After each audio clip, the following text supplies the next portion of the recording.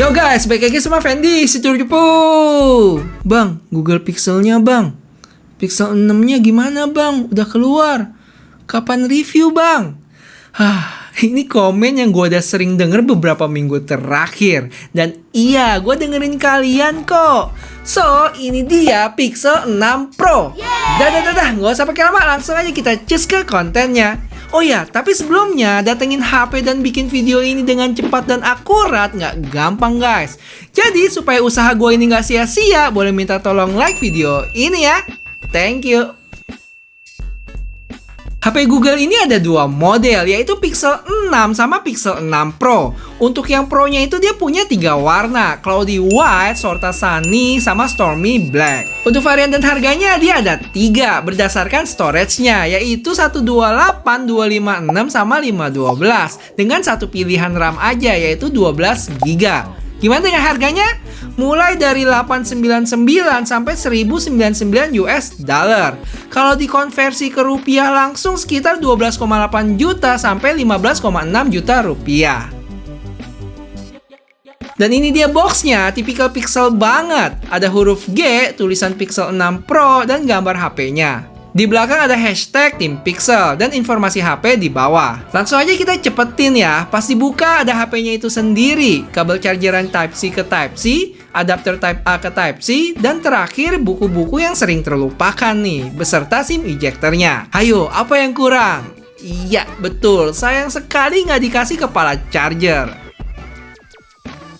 Pas dinyalain langsung disambut dengan tulisan Welcome to your Pixel. Habis itu setup kayak biasa, next, terus regi sidik jari juga di sini. Oh iya, HP ini berbasis Android 12 ya, dan saat gua cek storage-nya udah kemakan 13 GB dari 128 punya gua. Gimana dengan benchmark-nya?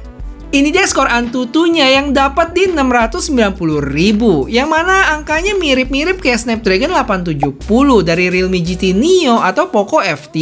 Dan lanjut, ini dia Geekbench dan 3D Max-nya. Impresi awal gue lihat HP ini ingetin gue sama Cyclops. Itu loh karakter yang ada di Marvel. Dengan modul kamera belakang yang udah kayak jembatan gitu dari ujung ke ujung. Tapi fungsinya cukup mulia guys, buat tempat senderan jari gue ini. Terus di tengah ada huruf G dan warnanya gue berasa lebih ke abu-abu gelap gitu. Jadi bukan murni hitam ya. Lanjut ke bagian depan, dia punya layar dengan ukuran 6,7 inch yang melengkung di sisinya. Kamera selfie di tengah dan bezelnya cukup tipis, tapi bagian bawahnya lebih tebal, dikit doang sih. Perlindungan kacanya dari Gorilla Glass Victus dengan frame aluminium yang cukup mengkilap. Kalian bisa lihat ada garis antena juga di sana. Di sebelah kanan HP ini ada tombol power dan volume, di sebelah kiri single slot SIM card yang nggak bisa tambah memori, bagian atas mic, dan di bawah speaker dan port Type-C. Ada yang kurang? Yes, jangan sedih kawan, nggak ada 3,5 mili jacknya ya. Feel digenggam, termaksud gede sih HP ini gue bisa bilang. Dia punya tebal 8,9 mm dengan berat 210 gram. Ini gue coba samping-sampingan sama iPhone 13 Pro Max. Oke, sekarang kita ke spesifikasinya. Mulai dari layarnya yang punya ukuran 6,7 inch QHD+ dengan teknologi LTPO OLED yang berefresh rate 120 Hz. Sifatnya itu dia dynamic ya, dari 10 Hz ke 120 Hz. Untuk performance, ini yang menarik. Dia pakai prosesor pertama yang dibuat Google, yaitu Google Tensor dengan pabrikan 5 nanometer. Dan HP ini juga punya prosesor tersendiri untuk sisi keamanannya dengan nama Titan M2. Dari sisi baterai, dia punya kapasitas 5003 mAh. BTW, ada yang bisa jelasin nggak nih kenapa ada 3-nya ya di belakang? Habis itu dia support 30 watt fast charging, tapi ingat ya di awal tadi kalau kita nggak dapat kepala charger. Habis itu support wireless charging sama reverse wireless charging. Oke, ini yang menarik. Kameranya yang punya spesifikasi 50 megapiksel wide, 48 megapiksel telephoto dengan 4 kali optical zoom, 12 megapiksel ultra wide dengan jarak pandang 114 derajat. Terakhir, kamera depannya itu ultra wide dengan 11,1 megapiksel. Oh ya, untuk lensa utama dan telefotonya itu dia punya optical image stabilization. Terus untuk spek lainnya dia itu udah HP 5G, stereo speaker, Wi-Fi 6E, ada ultra widebandnya juga, fingerprint under display, sama IP68 water and dust resistant. Oke, sekarang kita coba tes fingerprintnya yang menurut gua agak lambat ya. Kalian bisa lihat di sini. Dan gua juga coba matiin animasinya jadi off. Itu pun juga butuh waktu buat unlock. Tapi ya nggak bisa dibilang lama-lama banget juga sih. Gimana dengan speakernya? Ini dia.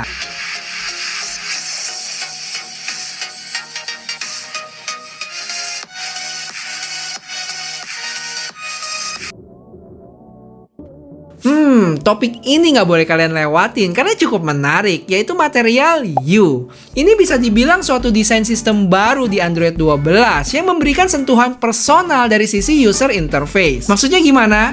Jadi saat kalian ganti wallpaper, nantinya dia bakal secara otomatis ambil beberapa warna dari wallpaper tersebut dan diimplementasikan ke user interface HP kalian. Masih bingung?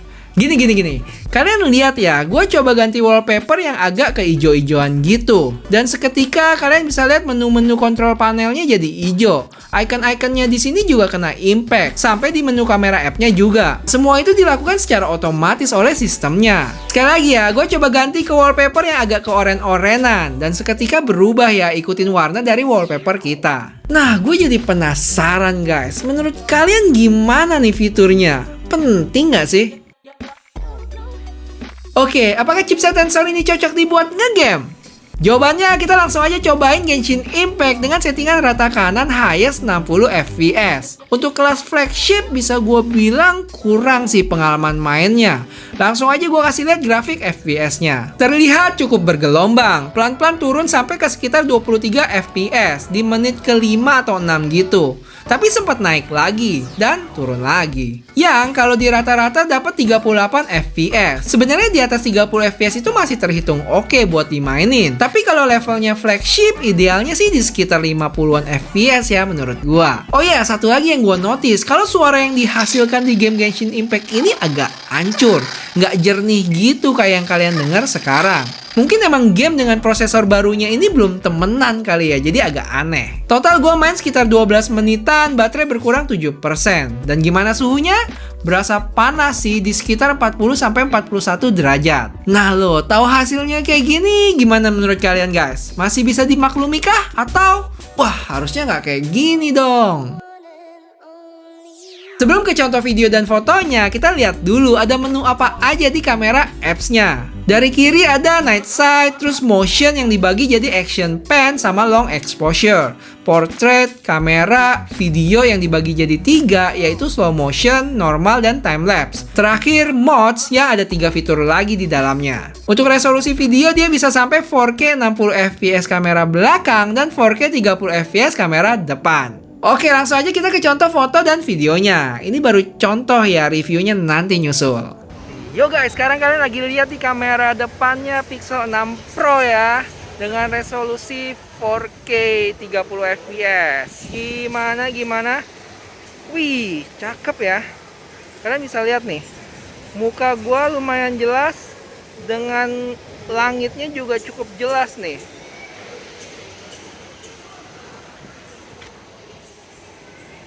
Wow, keren. Dan gimana dengan stabilisasinya? Coba gue lari dikit ya, 1, 2, 3. Oh ya, buat yang nggak tahu, gue lagi ada di Resort World Sentosa, habis dari Sea Aquarium.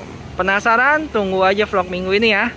Sekarang kalian lagi lihat 4K 30 fps dengan lensa 0,7x.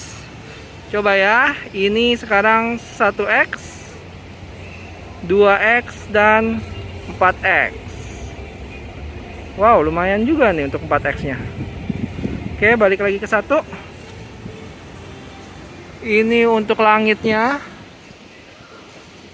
Waduh, cakep nih guys. Tapi jujur birunya agak terlalu biru sih sebenarnya dibanding sama aslinya. Gua lari dulu, kita coba stabilisasinya. 1, 2, 3.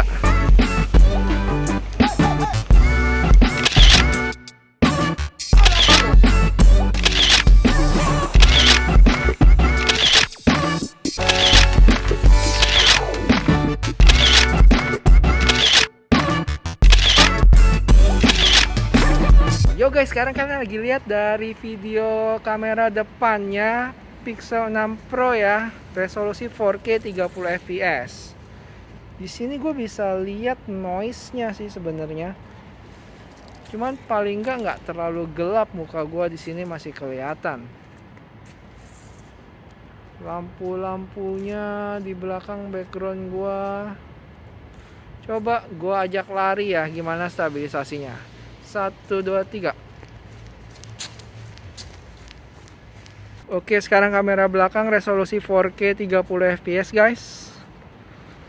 Bisa langsung ganti lensa nggak ya? Coba. Oh, bisa nih. Ke 0,7. Oh, dan warnanya agak berubah nih dia. 2x. Dan ini 4x. Balik lagi ke 1.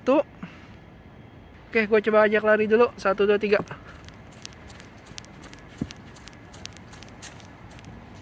Ya kucing.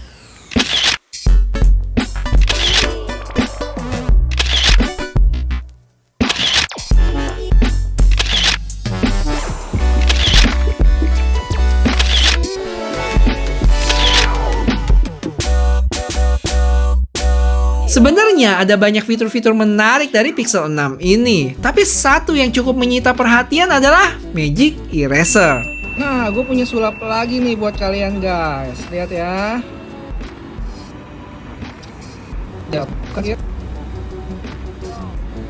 Tuh, hilang semua orangnya guys. Sadis nggak? Masih kurang? Gua kasih satu contoh lagi ya, lebih detail sekarang. Di foto ini terlihat ada 3 orang plus 1 pantulan orang di cahaya. Dan saat dideteksi bisa dapat ya 4 objek tersebut. Plus 1 orang lagi deh ternyata ada di pojok. Coba gue ilangin dulu dengan pilih Erase All. Dan ini dia hasilnya, sebelum dan sesudah. Yang menurut gue cukup rapi. Apalagi kalau nggak kita zoom bakal jadi natural banget. Nggak sampai situ, secara manual juga kita bisa pilih objek mana yang mau diilangin. Contohnya kayak tempat sampah di kiri sini. Sama jendela juga deh sekalian. Tuh, edan ya. Tapi coba deh kasih gue beberapa lama lagi buat cari keanehan dari fitur ini. Cuman sejauh ini gue bisa bilang sangat impresif. Jadi video ini baru awal guys. Gue masih ada beberapa video lain yang disiapin. Misalnya ngevlog sehari bersama Google Pixel 6 ini. Jadi kita bisa tahu gimana baterainya dan fitur-fitur lain yang belum sempat kita coba di video ini. Terus juga gue udah gatel mau bandingin kameranya sama iPhone 13 Pro Max. Kayak yang udah gue lakuin kemarin sama Mi 11 Ultra. Apalagi ya? Coba bantuin gue kasih ide yuk dengan komen di bawah. So, pastiin buat kalian yang belum subscribe, gak usah ragu guys buat subscribe channel ini, oke? Siapa tahu kalau rame dan channelnya berkembang, gue bisa jadi full time YouTuber nih dan bikin lebih banyak lagi video berkualitas buat kalian. Terima kasih banyak buat yang udah like dan share video ini ya. Sampai ketemu di video selanjutnya. Bye-bye.